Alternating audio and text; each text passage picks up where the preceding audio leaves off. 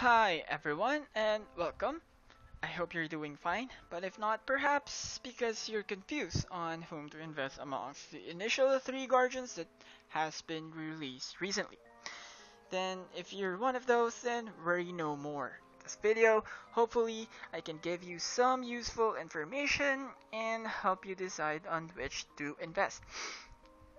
This will just be a brief rundown of the three guardians, and I could always be wrong. So if anything you find here is actually not true or wrong, please feel free to put some comments below. Everything will be appreciated.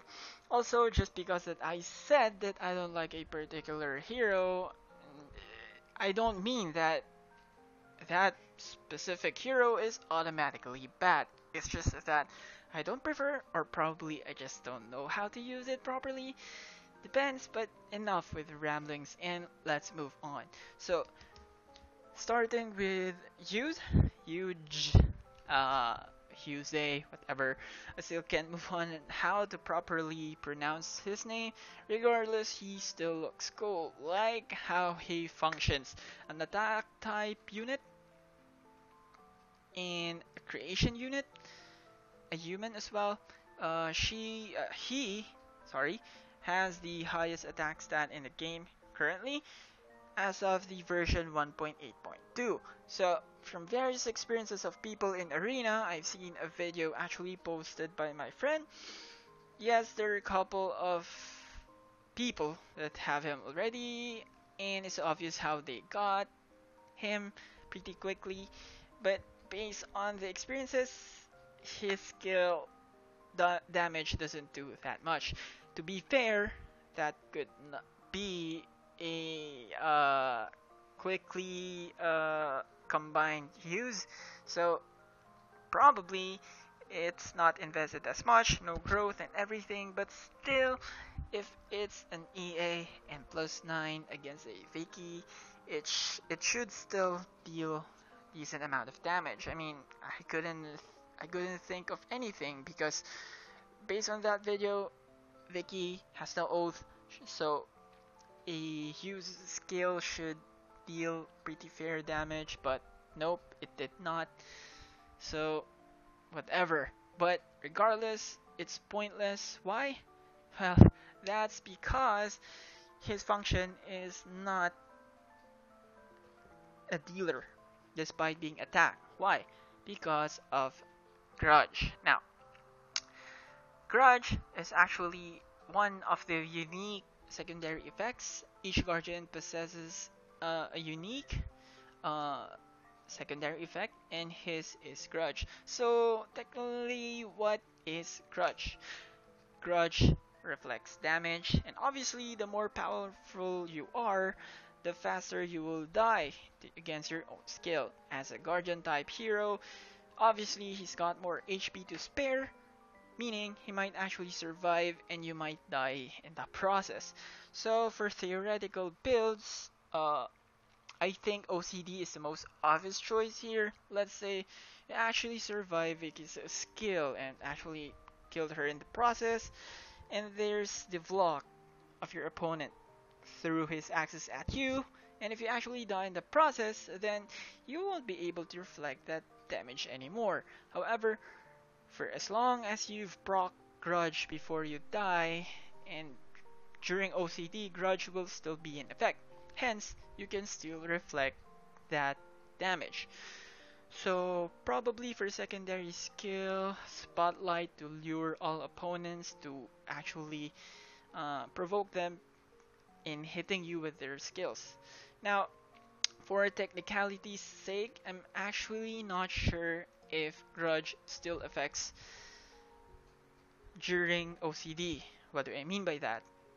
If you're in OCD, basically you're a zombie, you don't receive any damage, right? You have an 8 seconds to live on. Hence, if you die and don't get damage, what are you gonna reflect? Yeah, something that I'm confused about, so that is something to keep in mind. So if you know how it really works, then I appreciate you telling me how. So let's move on to Brina, which is the red hero. Sabrina is actually has a backstory. Is actually a min that failed you during special upgrade. Went to hell to train and get revenge at you. No, of course not. But you can see the similarity. She looks min, has a book and everything. It has horns, so probably that is true. So now bringing Inferno to everything on her path. Inferno is nothing to laugh about. Supported by her almost 60k attack, she'll surely decimate everything at sight. She's too soft as a guardian. 139k HP is laughable compared to other guardians, but knowing how good of a secondary effect Inferno is, and considering that she's a range unit, that means something.